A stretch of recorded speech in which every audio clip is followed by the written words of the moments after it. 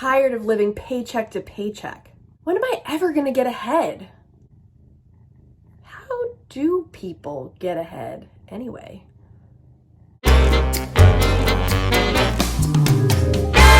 They say it's all about the Benjamins, baby. But today, it's all about the budget buffer, baby. The question is, how do I stop living paycheck to paycheck? And the answer is, you gotta get a budget buffer, boo. Budget buffer, budget buffer. Other people call it runway. Some call it a cushion, a safeguard, a shock absorber. I think I prefer budget buffer, but the only problem is I can't say that 5 times fast. Budget buffer, budget buffer. It's embarrassing. If you can build up an additional month of expenses in your checking account, and once you got 1, I would try to get 2. Once you have 2, maybe even 3. And you're like, Kate, what are we talking about? Is this another emergency fund? Kind of. You should have your starter emergency fund. If you follow Dave Ramsey, you pay off your debt. You fill your emergency fund with 3 to 6 months expenses. You start retirement 15%. And somewhere in this, you get your budget buffer on.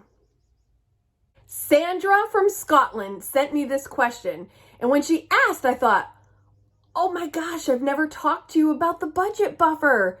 Of course. So this was her question, and I'm so glad my laptop doesn't hate me after the abuse it took in my last video. Check this out. If you don't know Sandra from Scotland and you're in the Frugal community, I don't know how that's even possible. She is amazing. This was her question. Do you have a month of income or expenses in your account for the next month so that your account always has a month ahead and is ready for the next month? For example, $2,000 for expenses, so bank account at the start of the month is $4,000 expenses, acting as a buffer separate from your emergency fund. Yes, yes, yes. It occurred to me as I was explaining this, I use the Every Dollar app to track my expenses, and some people were concerned. They're like, well, then how do you link it to your bank account? Do you do the paid version? I said, absolutely not. I just use the free version. And they're like, well, then how do you know if you're going to go over or not? Because of the budget buffer.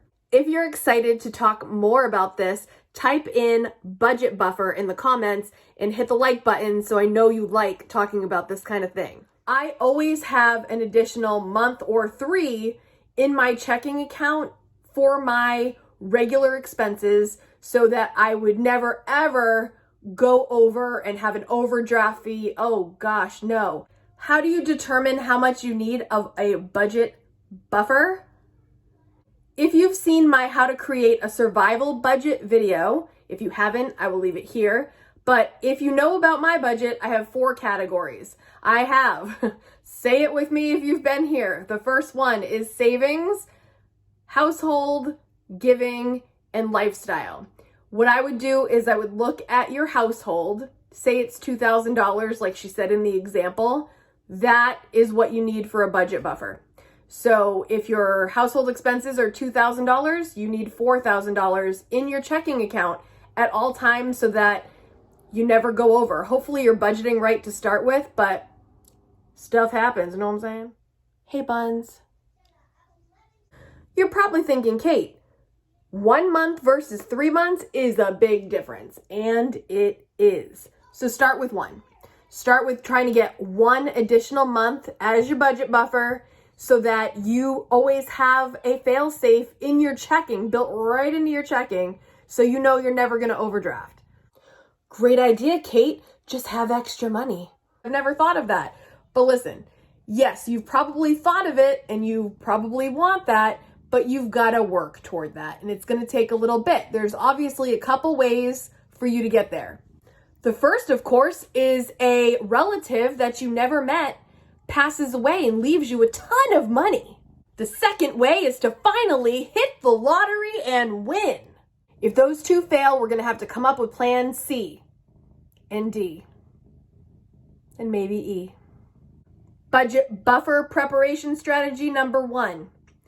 Use money that comes in that you weren't necessarily planning on tax refund, stimulus check, birthday or Christmas money, unexpected amount of money that comes from somewhere, who knows, take it and just save it.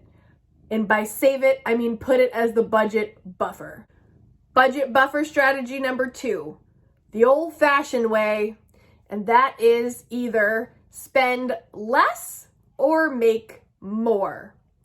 If you're trying to figure out how to do this, well, what do you know? My whole channel is dedicated to this. I'll leave playlists for you in the description, frugal living tips, saving money tips. Literally, that's what this whole channel is about. Please click through, watch through, see all the tips that I have on how to save money so that you can build up this budget buffer and have even a little bit more peace of mind. And you can finally stop living paycheck to paycheck. I'm a single lady, all the single ladies. And if I can do this on one income, you can too. And also, if you have 2 incomes, yay! If you've got 2 incomes to work with, man, that's awesome. But you don't have to have 2. You can have 1. You got to have some. You got to have some income so you can save and create this budget buffer so you can stop living paycheck to paycheck and breathe. So tell me, do you have a budget buffer? Let me know in the comments. Do you already have a budget buffer? Are you working on a budget buffer? Do you not ever want to hear the word budget buffer ever again? That might be where you're at by the end of this video, but I hope it was helpful. Hit subscribe if you like this kind of content. Hit the bell so you're notified every single time I upload. Guys, this is what my channel is about. This is what I like helping with. I hope to see you in the next video, and please come join me on Instagram. Watch me on TikTok. Join me on Facebook. I'm everywhere. Oh, and don't forget, join my email list. That is what I'm going to be trying to focus on more these days. So I will leave the link down below. Love you guys. Have a great day. See you next Friday.